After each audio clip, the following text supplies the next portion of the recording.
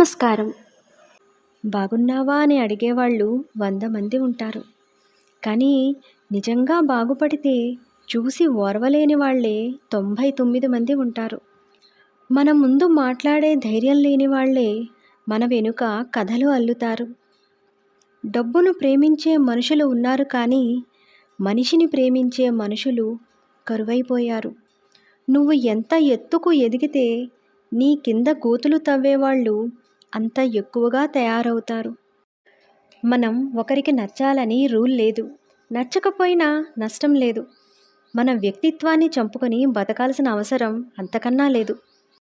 సుఖంలో మనతో ఉన్న వారిని మర్చిపోయినా పర్వాలేదు, కానీ కష్టంలో మన తోడు నిలబడిన వాళ్ళని ఎప్పటికీ మర్చిపోకూడదు. జీవితంలో ఎప్పుడూ కష్టాలు రాకూడదని ప్రార్థించకు, ఎందుకంటే అది జరగని పని. ఎలాంటి కష్టాన్నైనా ఎదుర్కొని బయటపడే ధైర్యాన్ని ఇవ్వమని వేడుకోవాలి. ఒడ్డుకి చేరిన వారి మాటలు ఒకలా ఉంటాయి. నీళ్లలో ఈదేవాడి ఆలోచనలు మరొకలా ఉంటాయి. ఒకరిది అనుభవం, మరొకరిది పోరాటం. అర్థం చేసుకోలేని వారి దగ్గర వాదన అనవసరం. లోపాలు వెతికే వారి దగ్గర వివరణ అనవసరం. అర్హత లేని వారి మాటకు వేదన అనవసరం. బంధం విలువ తెలియని వారి దగ్గర రోదన అనవసరం. నీకున్న ఆస్తిని చూసి గర్వపడకు. కూర్చుని తింటే కొండలు కూడా కరిగిపోతాయి. అందాన్ని చూసి ఆనందపడకు. పూజకు పనికిరాని పువ్వు ఎంత అందంగా ఉన్నా దండగే. కళ్ళ ముందు ఉన్నదాన్ని చూసి ఇష్టపడకు. ఇష్టపడిన ప్రతీదీ నీకు అందదని తెలుసుకో. ఏదైనా కష్టపడే సాధించుకోవాలి. ఈ 5 అలవాట్లు నీ గౌరవాన్ని పాడు చేస్తాయని తెలుసుకో. ఎక్కువ మాట్లాడకు. మౌనం నీ గౌరవాన్ని కాపాడుతుంది. కోపం అదుపులో పెట్టుకో. ఒక్కోసారి ఒక్క క్షణంలో నీకు వచ్చే కోపం నీకు జీవితాంతం బాధని మిగులుస్తుంది. ఇతరులను తక్కువగా అంచనా వెయ్యకు. గౌరవం ఇచ్చేవాడే గౌరవాన్ని పొందుతాడని తెలుసుకో. ప్రతి మాటకు స్పందించకు. మౌనం చాలా ప్రశ్నలకు సమాధానమని తెలుసుకో. ఇతరుల తప్పుల మీద నవ్వకు. అది నీ స్థాయిని తగ్గిస్తుంది. 10 మందిలో ఉన్నప్పుడు పట్టింపులు మర్చిపో. నలుగురిలో ఉన్నప్పుడు నవ్వడం నేర్చుకో. అయిన వాళ్ళందరితో ఆనందంగా ఉండడం నేర్చుకో. కష్టాల్లో ఉన్నప్పుడు కన్నీళ్లను ఓర్చుకో. చేసేది తప్పని తెలిస్తే అలవాటును మార్చుకో. గతం చేసిన గాయాలను మర్చిపో. నీ ముందున్న గమ్యాన్ని చేరుకో. మనిషి జీవితం అంటేనే ఒక యుద్ధం అని తెలుసుకో. జీవితం అనే పుస్తకంలో ఒక్కో పేజీ ఒక్కో అనుభవాన్ని నేర్పిస్తుంది. అందులో కొన్ని తీయనైన మధురానుభూతిని కలిగిస్తే మరికొన్ని చేదు స్మృతులుగా మిగిలిపోతాయి. ఏది ఏమైనా జీవితంలో మంచి చెడు, సుఖం దుఃఖం రెండూ ఉంటాయి. మంచితో కూడిన సుఖం అందరితో పంచుకోవాలి అనిపిస్తుంది. చెడుతో కూడిన దుఃఖం ఒంటరిగా భరించాల్సి వస్తుంది. ఇదే జీవిత సత్యం. నాకు తెలిసిందే వేదం అనుకుంటే అది మూర్ఖత్వం అవుతుంది. నేను నమ్మిందే ప్రతి ఒక్కరూ నమ్మాలనుకుంటే అది మూఢత్వం అవుతుంది. ఎదుటివాడికి ఏమీ తెలియదు అనుకుంటే అది నీ అమాయకత్వం అవుతుంది. ఇతరుల నమ్మకాలను గౌరవించలేకుంటే అది అమానుషత్వం అవుతుంది.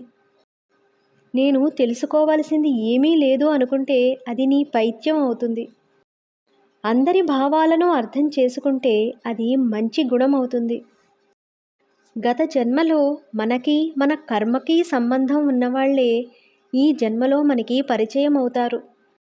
అందుకే ఎన్నో వందల కోట్ల మంది ఉన్న ఈ భూమి మీద కేవలం కొద్దిమంది మాత్రమే మన జీవితంలోకి వస్తారు. ప్రతి పరిచయం వెనుక మన మనస్సుకి మేధస్సుకి కూడా అంతుచిక్కని పరమార్థం ఒకటి ఉంటుంది. మనిషి తన జీవితంలో తనకు వచ్చే సమస్యలన్నీ ఎవరి వల్లో వస్తాయి అనుకుంటాడు, కానీ తనకు తానుగా తెచ్చుకునే సమస్యలే ఎక్కువ. మనుషుల మధ్య అహంకారం, అజ్ఞానం, పెత్తనం చెలాయించాలనుకోవడం, జీవితంలో ఎలాంటి క్రమశిక్షణ లేకుండా తనకు నచ్చినట్లుగా నడుచుకోవటం, తాను ఇష్టపడ్డ ప్రతి దానికోసం పరిగెత్తడం, పేరు కోసం తపన పడటం, ఇతరులను ఎదగకుండా చేయటం, ఇలా మనిషి తనకు తానుగా ఇరుక్కునే అన్ని సమస్యలను కొని తెచ్చుకుంటాడు. బ్రతుకంటే భోగం ఒక్కటే కాదు, త్యాగం కూడా. బ్రతుకంటే స్వార్థం ఒక్కటే కాదు, నిస్వార్థం కూడా. మానవత్వానికి మచ్చ తెచ్చే స్వార్థం ఎప్పటికీ ప్రశాంతతను ఇవ్వదు. కారుణ్యం, దయ, పరోపకార భావన, త్యాగం ఇవే మనిషికి నిజమైన ఆభరణాలు. మీకు వ్యతిరేకంగా మాట్లాడేవారి మాటలని మౌనంగా వినండి. కాలమే వారికి సరియైన సమాధానం చెప్తుంది. మనం ఎంత మంచిగా ఉన్నా ఎవరో ఒకరి కథలో చెడ్డవాళ్ళమే అవుతాం. కాబట్టి ఇతరులకు నచ్చాలి అని నటిస్తూ బ్రతకడం కంటే మనకు నచ్చినట్లుగా బతికేయడమే మంచిది. ధర్మంగా ఎన్ని ఆటలైనా ఆడు, కానీ అధర్మం వైపు మాత్రం కన్నెత్తి కూడా చూడకు. కత్తిపోటు కన్నా కర్మపోటు చాలా భయంకరంగా ఉంటుందని మర్చిపోకు నేస్తం. నేను చెప్పిన అంశాలు మీకు నిజమే అనిపిస్తే ట్రూ అని కామెంట్ చేయండి. మంచి విషయాలను అందరికీ షేర్ చేయండి. మరొక మంచి అంశంతో మళ్ళీ కలుద్దాం. నమస్కారం.